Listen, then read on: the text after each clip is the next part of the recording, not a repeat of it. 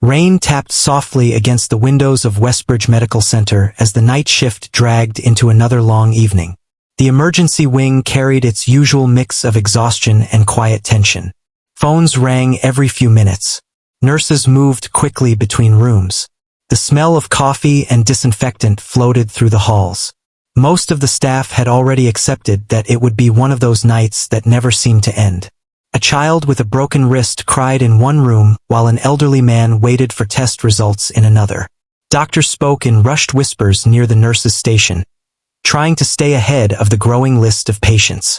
Near the front desk, Nurse Delia rubbed her tired eyes and glanced at the clock hanging on the wall. 2 more hours, she muttered softly. You said that 3 hours ago, another nurse replied with a weak smile. Delia laughed quietly, though the sound barely carried any energy. Everyone looked worn down. It had been raining since late afternoon, and storms always seemed to bring more people into the emergency room. At the far end of the hallway, Dr. Levin stepped out of an examination room while flipping through a patient file. He looked tired enough to fall asleep standing. We're short 2 staff members tonight, he said to nobody in particular. Please tell me nothing else is coming through those doors. The moment the words left his mouth, headlights flashed through the hospital entrance windows. Then came the sound. Car doors slamming. Heavy footsteps. The automatic entrance doors slid open, and the atmosphere inside the emergency wing changed instantly. 3 men in dark military uniforms entered first, scanning the area with calm but serious expressions. Rainwater dripped from their coats onto the polished floor. Behind them walked a tall older man with silver hair and sharp eyes that seemed to notice everything around him. The room grew strangely quiet. Even patients in the waiting area stopped talking. Some of the younger nurses exchanged nervous glances. Everyone recognized the medals pinned across the older man's uniform. General Riker Hale. His name alone carried weight. People knew him from news interviews, military ceremonies, and charity events for veterans.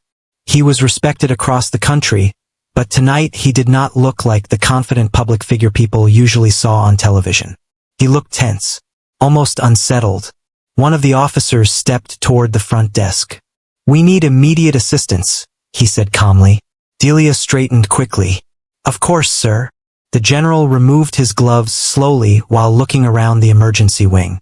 His expression stayed cold, but there was something unusual hidden beneath it.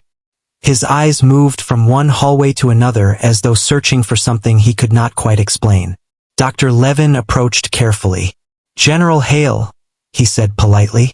I'm Dr. Levin. How can we help you tonight? The general answered without hesitation. I want the best specialist in this hospital. His voice was deep and firm, carrying naturally across the room. Dr. Levin nodded. We have several excellent specialists available. If you explain the situation, we can... The best, the general interrupted quietly. Not louder, not angry, but the kind of tone that made everyone stop talking. The doctor paused for a second. All right, we'll contact our top physician immediately. One of the officers leaned closer to Dr. Levin and quietly explained that someone important to the general had been brought into private care earlier that evening after suddenly collapsing during a formal event nearby. The details remained unclear, but the concern on the officers' faces said enough. Dr. Levin nodded again and motioned toward a waiting area near the private wing. We'll prepare everything right away. The general did not move immediately. Instead, he kept scanning the room. His eyes paused briefly on different nurses walking through the hallway. Then they shifted toward the emergency ward doors before moving away again. Almost like he expected someone to appear. Delia noticed it immediately. She had worked in hospitals long enough to read people's expressions. Fear looked different on everyone. Some people cried. Others grew angry. Some became silent. General Hale looked like a man carrying an old memory he wished he could avoid. The officers guided him toward a quieter section near the elevators. Staff members immediately sprang into motion. Call Dr. Varden, one nurse whispered urgently. Get cardiology informed. Prepare the consultation room. Within minutes, the entire emergency wing felt different. Conversations turned lower and quicker. Nurses moved faster. Even patients in the waiting room seemed aware that someone important had arrived. Near the nurses' station, two interns whispered nervously. "I've never seen this many officers in here before. That's General Hale. My father talks about him all the time. He looks stressed. He looks terrified." The other intern replied quietly. That word stayed in Delia's mind. Terrified. It seemed impossible for someone like Riker Hale. The man had spent decades commanding troops and speaking before world leaders. Yet tonight his hands looked tense as he sat near the private hallway. Dr. Levin returned a few minutes later. "Dr. Varden is on the way," he informed the officers. One officer nodded gratefully, but the general barely reacted. Instead, he looked toward the emergency entrance again. Rain continued falling outside. People came and went through the sliding doors. But every single time someone entered, General Hale looked up immediately, as if waiting, as if dreading it. The strange behavior did not go unnoticed. Even Dr. Levin began studying him more carefully. "General Hale," he said gently, "would you like some coffee while you wait?" "No. Water." The general shook his head once. Then after a pause, he finally spoke again. "How long has your hospital been operating?" The question surprised the doctor. "Almost 40 years. The general nodded slightly. "A lot of people pass through places like this." "Yes," Dr. Levin replied carefully. "They do." The general leaned back slowly but kept staring down the hallway. "Some people leave a mark behind," he murmured. Before Dr. Levin could respond, one of the elevators opened nearby. Several doctors stepped out quickly, including Dr. Varden, one of the hospital's most respected specialists. He was known for handling high-pressure cases calmly, and his arrival immediately eased some tension among the staff. "General Hale," Dr. Varden said while approaching. "I came as quickly as I could." The general stood to shake his hand, but his attention drifted again toward the hallway behind the doctor. A nurse passed by carrying medical files. For half a second, General Hale's face changed completely. His eyes widened slightly, then disappointment appeared just as quickly. The nurse continued walking without noticing him. Dr. Varden exchanged a confused glance with Dr. Levin. "Shall we discuss the patient?" Dr. Varden asked. "Yes," the general answered immediately, almost forcing himself back into the moment. The group disappeared into a nearby consultation room, leaving the emergency staff whispering quietly among themselves. Delia folded her arms. "Something's off," she said softly. "What do you mean?" asked one of the interns. "He's nervous about more than the patient." The intern frowned. "How can you tell?" Delia glanced toward the closed consultation room door. "People searching for answers look one way," she said. "People searching for someone look another." The younger nurse thought about that for a moment. Meanwhile, inside the consultation room, Dr. Varden reviewed charts while explaining possible treatments. The officers listened carefully, but General Hale seemed distracted. Twice he lost focus entirely. Finally, Dr. Varden paused. "General Hale, is there something else concerning you?" The room fell silent. One officer looked uncomfortable, as though he already knew the answer. The general remained quiet for several seconds before speaking. "No," he said finally. "Just tired." But even he did not sound convincing. After the meeting ended, the officers stayed near the consultation room while General Hale stepped alone into the hallway. The emergency wing had grown quieter as midnight approached. Dim lights reflected against the polished floors. Rain still pressed against the windows. The general walked slowly past the nurses' station. Several staff members greeted him politely, but he barely noticed. Then he suddenly stopped. On the far wall hung an old framed photograph taken years earlier during a hospital fundraiser. Doctors, nurses, volunteers, and military guests smiled toward the camera. The general stared at it for a long moment. Delia noticed him studying the photo and approached carefully. "That was from about 12 years ago," she explained gently. "The hospital raised money for families of injured service members." The general did not answer immediately. His eyes stayed fixed on the picture. There were many volunteers that year, Delia continued. Finally, the general spoke quietly. Do you still have staff here from back then? A few, she said. Not many. He nodded once. Then he asked the question so softly that Delia almost missed it. What about nurses? Delia blinked. Some, yes. The general looked down for a moment, almost uncertain whether to continue. But before he could speak again, one of the officers approached quickly. Sir, they're ready for you. General Hale straightened immediately, his expression hardening once more into the calm public face everyone recognized. Still, as he walked away, Delia noticed one thing clearly. His hands were shaking, only slightly, but enough to tell her that whatever brought him to Westbridge Medical Center tonight had started long before the rain, long before the emergency call, and long before he stepped through those hospital doors. The rain had not stopped by the time midnight passed over Westbridge Medical Center. Outside, the parking lot shimmered under yellow streetlights, and water streamed along the curbs in thin rivers. Inside the hospital, the night shift pushed forward through exhaustion, cold coffee, and endless paperwork. But the arrival of General Riker Hale had changed everything. Even an hour later, staff members still whispered quietly whenever they passed each other in the halls. Some nurses pretended not to stare whenever one of the military officers walked by. Others tried to focus on work, though the tension in the building made it difficult.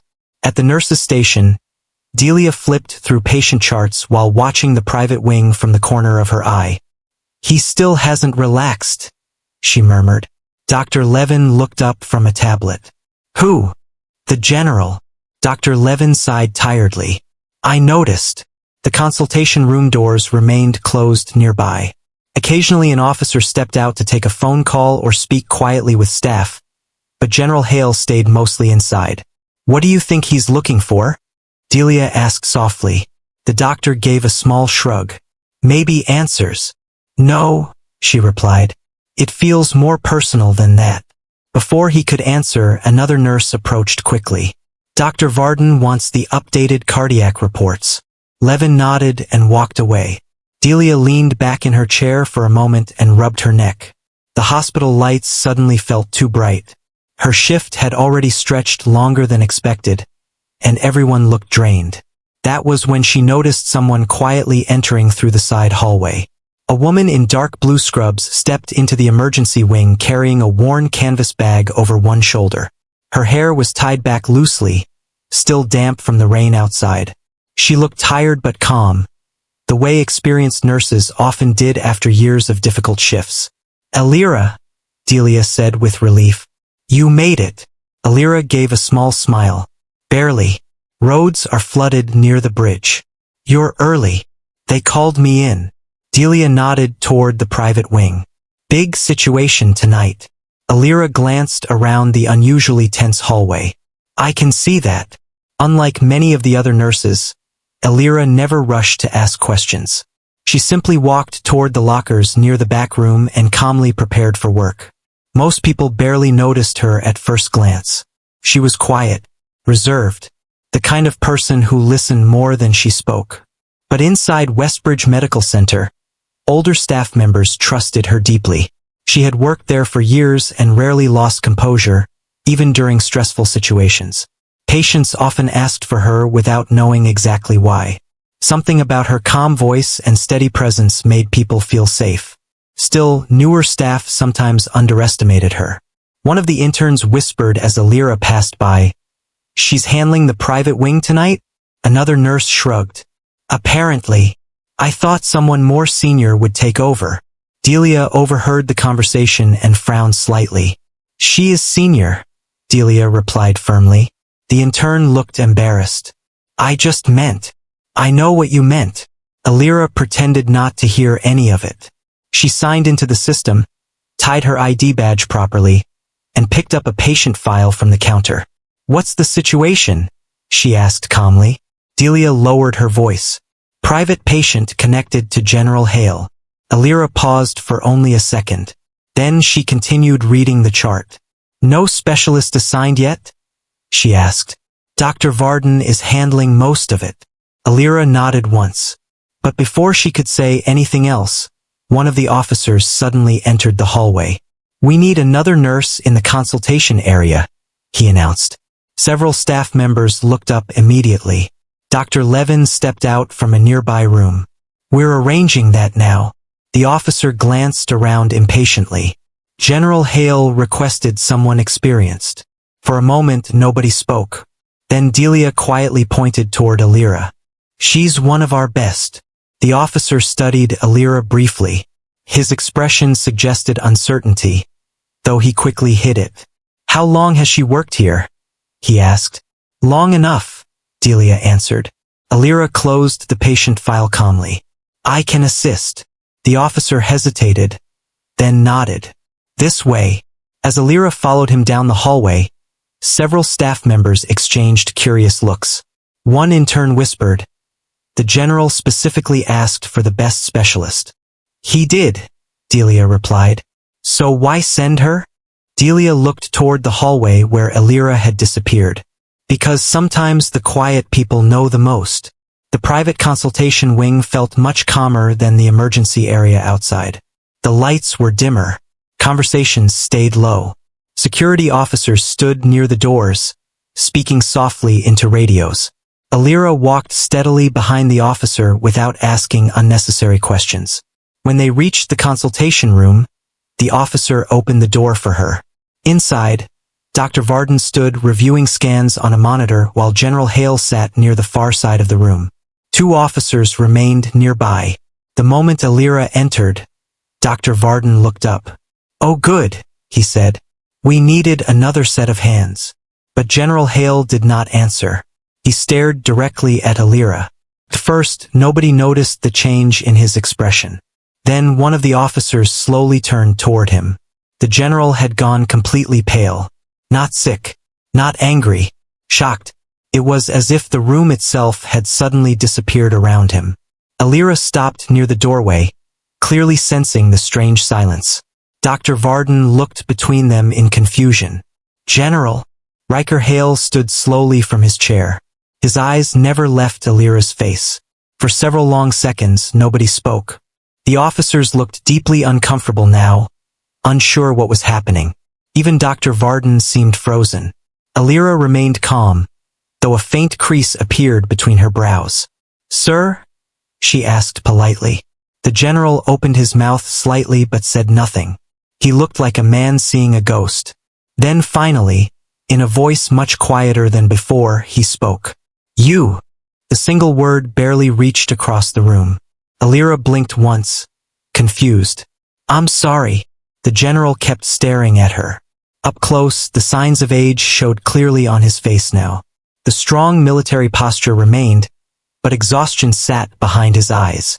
And suddenly, for the first time that night, he looked emotional. Not powerful, not commanding, just deeply shaken. Dr. Varden stepped forward carefully. "General Hale, is everything all right?" The general did not answer immediately. His gaze remained fixed on Alira. "You work here?" he asked softly. "Yes," Alira replied cautiously. "How long?" "Almost 11 years. One of the officers exchanged a quick glance with another. Something important was happening, though none of them understood what. The general slowly sat back down, but his face remained pale. Dr. Varden cleared his throat awkwardly. "Nurse Alira will assist with monitoring and coordination tonight." Alira nodded professionally and moved toward the patient files on the table. Despite the tension in the room, she focused on the work immediately. Vitals, medication history, recent scans. Her calmness only made the general stare more. Finally, one officer stepped closer to him. "Sir?" he whispered quietly. General Hale blinked, almost returning to reality. "Yes," he muttered. "Should we continue?" He nodded slowly, but throughout the entire discussion, his attention kept drifting back toward Alira. Every small movement she made seemed to unsettle him further. At one point she reached for a clipboard, and the general's hands tightened visibly against the armrest. Dr. Varden noticed it too. After several uncomfortable minutes, he finally asked, "General Hale, have you met before?" Silence filled the room again.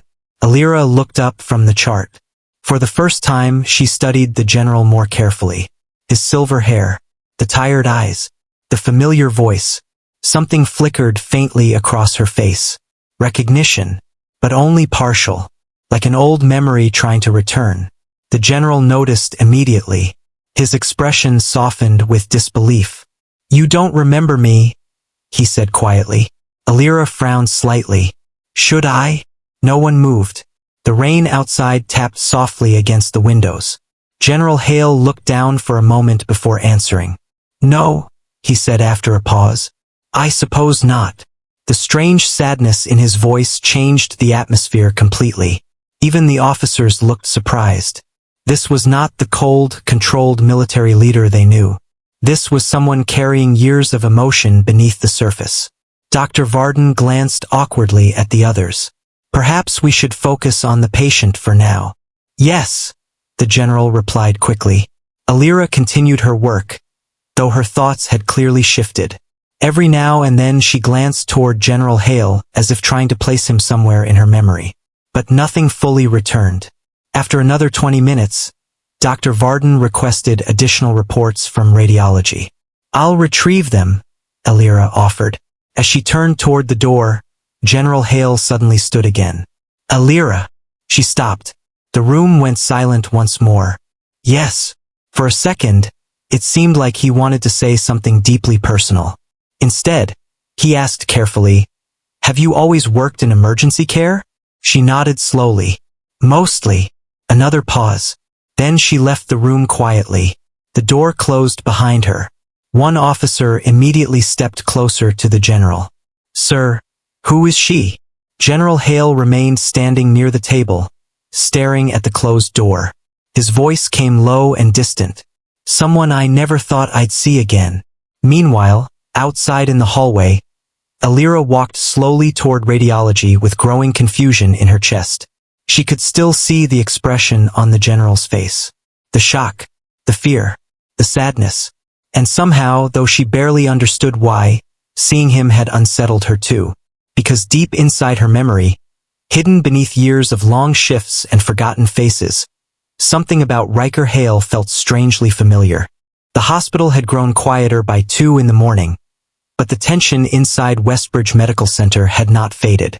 Rain still slid down the windows in slow streams, and the emergency wing carried the heavy silence that often came during the deepest hours of night. The waiting room had fewer people now. Some patients slept in chairs while televisions played softly above them. But near the private consultation wing, nobody seemed relaxed. General Riker Hale remained inside the secured patient area with his officers, though word had already spread among the staff that something strange had happened when Nurse Alira entered the room. Delia noticed the whispers immediately. "Did you see his face?" He looked terrified. "Do they know each other?" Nobody had answers, and that only made the curiosity stronger. Meanwhile, Alira stood alone near the radiology department reviewing fresh scans under the cold light of a monitor. Her hands stayed steady, but her thoughts felt scattered for the first time all night. She kept replaying the moment in the consultation room. The way the general had stared at her. The quiet shock in his voice. "You." That single word continued echoing in her mind. She rubbed her forehead lightly and looked back at the scans. Focus. That was what she always told younger nurses during difficult shifts. Focus on the patient first. Questions could wait. Still, something inside her felt unsettled. A soft knock interrupted her thoughts. Dr. Varden stepped into the room carrying 2 paper cups of coffee. "You disappeared," he said gently. Alira gave a faint smile. "Radiology takes longer at night." He handed her 1 cup. "You all right?" "I think so." "That's not a convincing answer." She looked down at the coffee. "Do you know him personally?" "General Hale?" Dr. Varden shook his head. "Only professionally. I met him once at a fundraiser years ago." Alira hesitated before asking quietly, "Did he mention me before tonight?" "No." She frowned slightly. Dr. Varden leaned against the counter. "But I've never seen someone react like that before." Neither had she. For a moment, the room stayed silent except for the faint humming of hospital machines nearby. Then Dr. Varden spoke carefully. When he looked at you, it wasn't anger. Alira nodded slowly. I know. It looked more like guilt. That word settled heavily between them. Guilt.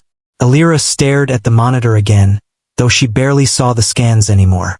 Somewhere deep in her memory, a door felt close to opening, but she still could not fully reach it.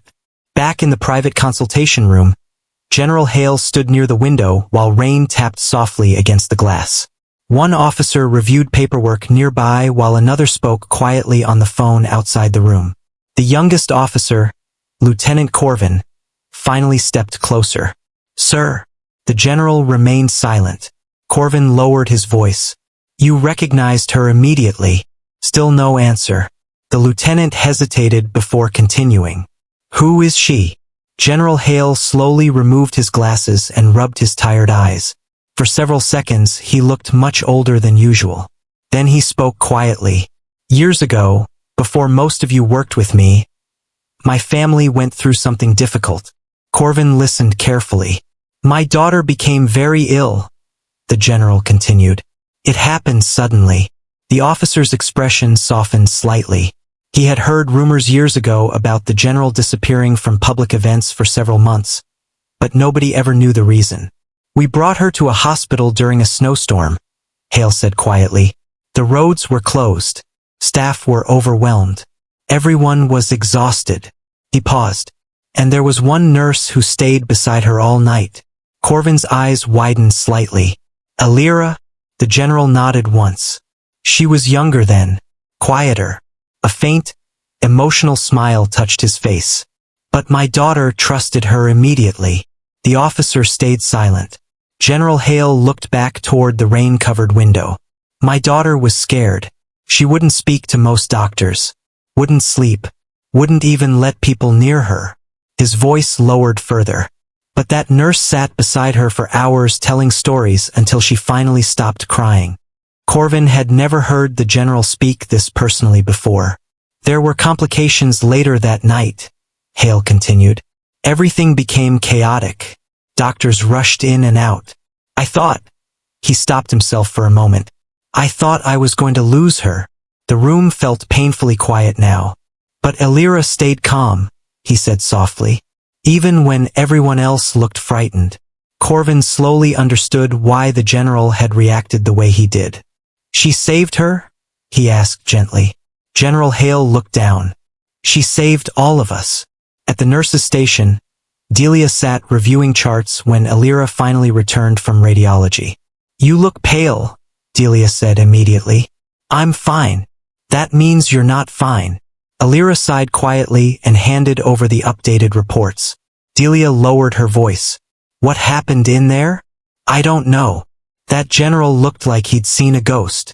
Alira leaned against the counter for a moment. I think he knows me from somewhere. You think? I can't remember. Delia studied her face carefully. Do you want me to take over for a while? No, Alira shook her head. I'm okay. But even she did not sound fully convinced. A nearby television played muted news coverage about the storm affecting nearby highways. Nurses moved quietly between rooms while machines beeped softly in the background. Everything around Alira felt strangely distant. Then suddenly, a memory flickered in her mind. Snow falling outside large hospital windows. A little girl holding tightly to her hand. A military jacket hanging over a waiting room chair. Alira blinked hard. The memory disappeared almost instantly. Delia noticed her expression. What is it? Alira hesitated. I think I remember a child. Before Delia could respond, one of the officers approached the station. General Hale would like to speak with Nurse Alira. Delia raised an eyebrow immediately. Alira straightened slowly. Now? The officer nodded politely. As Alira followed him down the hallway again, several staff members watched quietly. The tension surrounding the situation had only grown stronger. Inside the consultation room, General Hale stood alone this time. No officers, no doctors, just him. Alira entered cautiously. You wanted to see me? The general turned toward her, and once again that emotional expression crossed his face. Yes. The room stayed quiet for a moment. Then he gestured gently toward a chair. Please. Alira sat carefully, unsure where the conversation was going. The general remained standing near the window for several seconds before finally speaking. You really don't remember me? She shook her head slowly. Not clearly. That's probably for the best. His answer surprised her. The rain outside had softened now, barely audible against the glass. General Hale looked down at his hands. My daughter's name was Lynette, he said quietly. The moment Alira heard the name, another memory surfaced. A small girl drawing pictures with crayons on a hospital tray.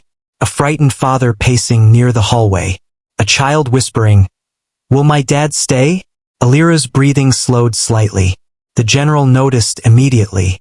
You remember something. A little, she admitted softly. He nodded once. She talked about you for years afterward. Alira looked genuinely confused. Me? You stayed beside her when nobody else could calm her down. His voice grew emotional again. You missed the end of your shift because she was afraid to sleep alone. The memories came faster now. Snowstorm.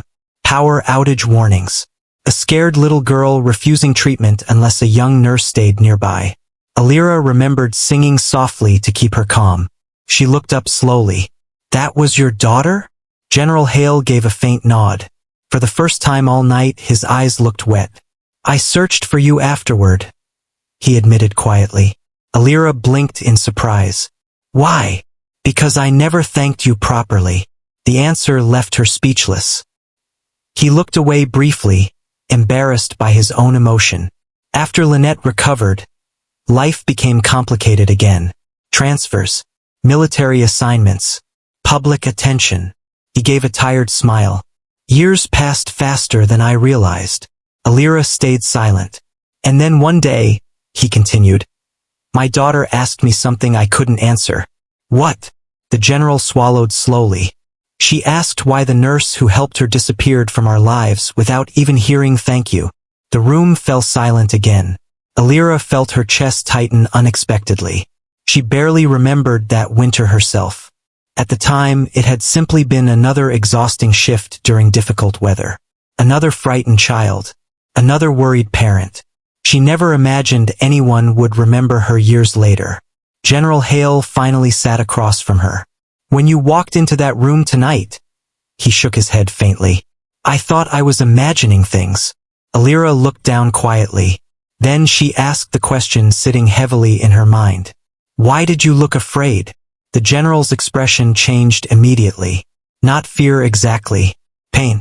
Because, he said softly, seeing you reminded me of the worst night of my life. The honesty in his voice left no room for doubt. And for the first time since meeting him that night, Alira fully understood.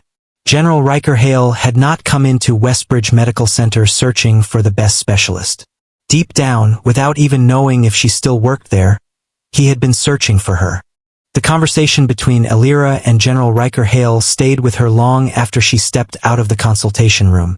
The hallway outside felt strangely quiet now, even with nurses moving between rooms and distant monitors beeping softly through the night. She paused near the nurse's station, trying to steady her thoughts. Delia immediately looked up from her paperwork. Well, she whispered. Alira opened her mouth, then closed it again. I knew him once, she said softly. Delia blinked in surprise. You actually knew General Hale? Not really. Alira leaned against the counter tiredly. Years ago, I helped his daughter during a winter emergency. That's it. Alira nodded slowly. At least I thought that was it. Delia studied her carefully. You look shaken. I think he is too. Before Delia could ask more questions, Dr. Varden approached carrying updated charts. The patient is stabilizing, he said quietly. That's good news. Relief spread across the nearby staff almost immediately. The atmosphere softened slightly now that the emergency situation no longer felt critical. But the strange emotional tension surrounding the general still remained. Dr. Varden lowered his voice. General Hale requested that Alira stay assigned to the case. Delia raised an eyebrow. That specific? He was very clear. Alira looked uncomfortable hearing it spoken aloud. Dr. Varden noticed. You all right with that? Yes, she answered after a moment. Of course. The doctor nodded and walked away. Delia waited until he disappeared down the hallway before speaking again. You know, everyone in this hospital is curious now. Alira sighed quietly. I know. The truth was, she barely understood the situation herself. For years, that winter storm had existed in her memory only as another difficult shift during her early nursing career. She remembered exhausted doctors, frightened families, and long nights without sleep. She remembered a little girl named Lynette who refused to let go of her hand. But she had never imagined the family remembered her too, especially not after all this time. As the night continued, word slowly spread through the hospital that the famous general had been emotionally affected by one of their quietest nurses. Staff members tried not to gossip openly, but whispers followed through the halls. She saved his daughter? Apparently years ago. That's why he looked shocked. I've never seen someone like him react that way. Even some patients noticed the unusual tension around the private wing. Meanwhile, inside the consultation room, General Hale sat alone reviewing nothing at all. Several medical charts remained open in front of him, but his attention stayed far away from the pages. His thoughts remained fixed on the past. He remembered every detail of that winter night now. The storm outside, the crowded emergency room, Lynette trembling with fear in the hospital bed, and one young nurse sitting beside her hour after hour, refusing to leave even after her shift ended. At the time, Riker Hale had still been an active field commander. He was used to solving problems quickly, used to control. But that night, watching his daughter struggle while doctors rushed through crowded hallways had left him completely helpless. And somehow, the calm young nurse had steadied the entire room. Not through dramatic speeches, not through authority, simply through kindness. General Hale lowered his head slowly. There was another reason seeing Alira again had shaken him so deeply, a reason he had not yet spoken aloud. A soft knock interrupted his thoughts. Come in, he said quietly. Lieutenant Corvin stepped inside. Sir. The specialists confirmed the patient should recover fully. The general nodded with visible relief. That's good. Corvin hesitated before speaking again. Sir, may I ask something personal? General Hale looked tired but motioned for him to continue. You searched for Nurse Alira after all those years? The general leaned back slowly in his chair. Yes. But you never found her? No. What happened? For a moment, the older man remained silent. Then he gave a faint smile filled with regret. I waited too long. Corvin listened quietly. After Lynette recovered, life became busy again, Hale explained. Assignments overseas, public responsibilities, family matters. He stared down at his hands. I kept telling myself I would return to thank her properly. But you never did. The general nodded once.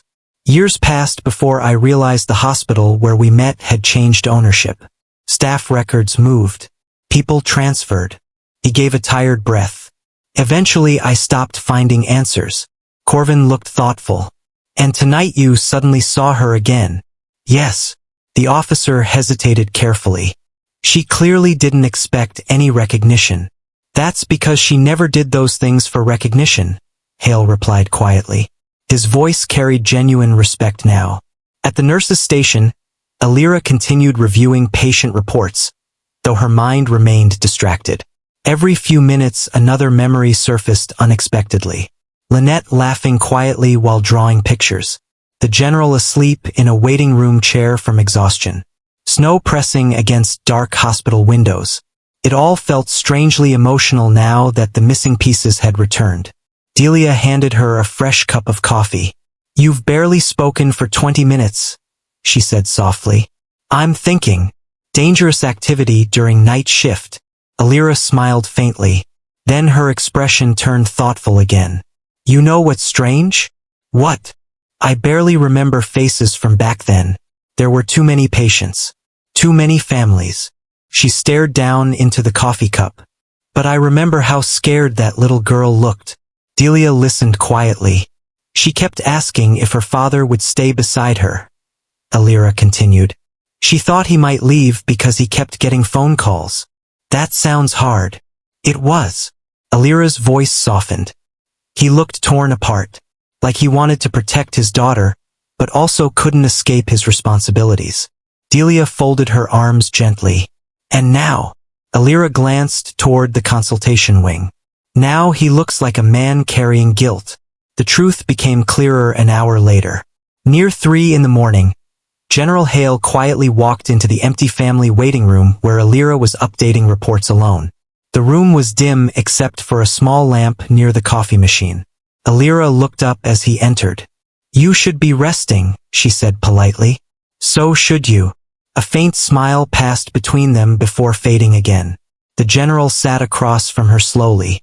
For a moment neither spoke. Then finally he said quietly, "There's something I never told you." Alira waited patiently. That winter, he paused carefully. Lynette's mother had passed away only a few months earlier. Alira's expression softened immediately. "She never told me. She was trying to stay strong." His voice grew rough with emotion. "But the illness happened at the worst possible time. She was grieving. I was constantly away for military assignments." He shook his head slowly. "Everything in our lives felt broken." The room became painfully quiet. General Hale stared toward the dark window. "She stopped speaking much after her mother died," he admitted softly. "Doctors worried about how withdrawn she had become." Alira now understood why the little girl had clung to her so strongly that night. "She trusted you," the general continued, "more than almost anyone during that period." Alira swallowed quietly. "I was just doing my job." "No," Hale replied gently. "You did far more than that." He looked directly at her now. "When the complications started that night, Lynette panicked. She kept crying for you." His voice lowered. "And you stayed even when another emergency called your team away." Alira remembered that part clearly now. The hallway chaos, the pressure, the difficult choice between leaving or staying beside a terrified child. "I couldn't leave her alone," she said softly. General Hale nodded slowly. "That decision changed my daughter more than you realize." Alira looked confused. After a long pause, he continued. "She started speaking again after that night." The words hit Alira unexpectedly hard. General Hale's eyes glistened slightly under the dim waiting room light. For months, nothing reached her. Not therapy, not schools, not family friends. His voice almost broke. But somehow one exhausted nurse sitting beside her during a snowstorm reminded her that people could still be kind. Alira looked down immediately, overwhelmed. No patient family had ever told her something like that before. The general continued quietly. "She kept one thing from that hospital stay." "What?" He reached slowly into his wallet and removed a small folded piece of paper. Carefully, he placed it on the table between them. Alira unfolded it gently. It was a child's drawing. A simple picture made with faded crayons. A nurse standing beside a smiling little girl near a hospital bed. At the bottom, written in shaky handwriting, were the words, "The nurse who stayed." Alira stared silently at the drawing. The paper looked worn from years of being carried. "She made that the week after leaving the hospital," General Hale said quietly. "She kept it in her room for years." Alira's eyes watered slightly before she quickly looked away. For the first time all night, neither of them seemed to know what to say. Outside the waiting room, unnoticed by both of them, Delia and Dr. Varden stood frozen near the hallway corner after accidentally overhearing part of the conversation. Neither spoke for several seconds. Finally, Delia whispered softly, "My God!" Dr. Varden shook his head slowly. "All these years," he murmured. Inside the waiting room, General Hale carefully folded the drawing again. "I should have thanked you long ago," he said quietly. Alira looked back at him with emotion still visible in her eyes. "You don't owe me anything." "Yes," he replied softly. "I do." Morning light slowly spread across Westbridge Medical Center, soft and pale after a long night of rain. The storm outside had finally eased, leaving wet streets and a quiet sky that looked almost tired itself. Inside the hospital, the emergency wing was still busy, but the energy had changed. It no longer felt tense or chaotic. It felt like the end of something long and heavy. Most of the staff had already heard pieces of what happened during the night. Whispers moved from one hallway to another. The general knew her. She saved his daughter years ago, and he finally found her again. But nobody had the full story. Only fragments. Alira stood near the nurse's station, finishing her paperwork slowly. She had not slept at all. Her mind still carried the weight of the conversation from earlier. The drawing, the child's handwriting, the general's voice when he spoke about his daughter. It all stayed with her in a way she could not explain. Delia walked up beside her with 2 cups of tea. "You've been standing in the same place for 10 minutes, she said gently. Alira accepted 1 cup. "I'm fine. You said that yesterday too."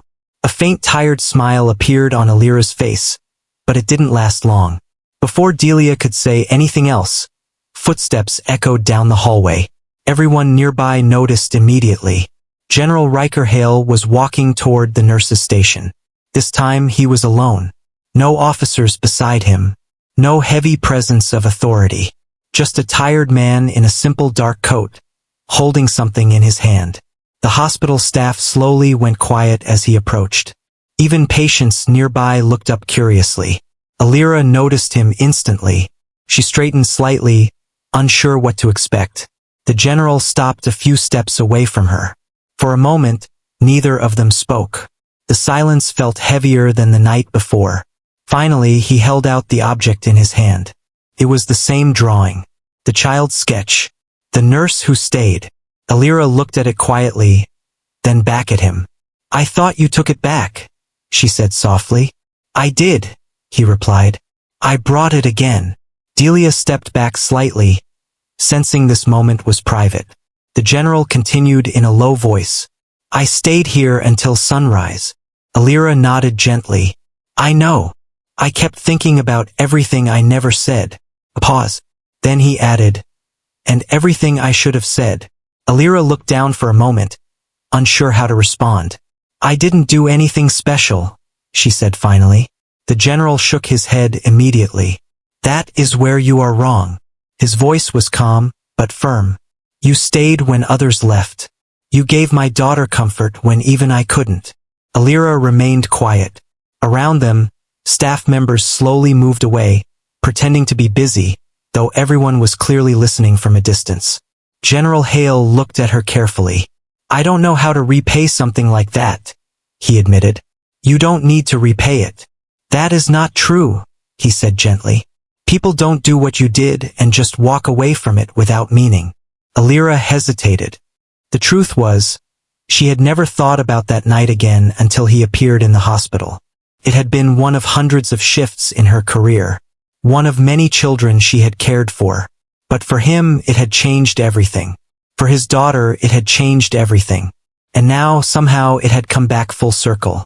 The general looked around the hospital for a moment before speaking again. "This place has many good people," he said, "but not many who would sit through fear and exhaustion just to make one child feel safe." Alira's voice was soft. She was scared. That's all. She was grieving, he corrected gently.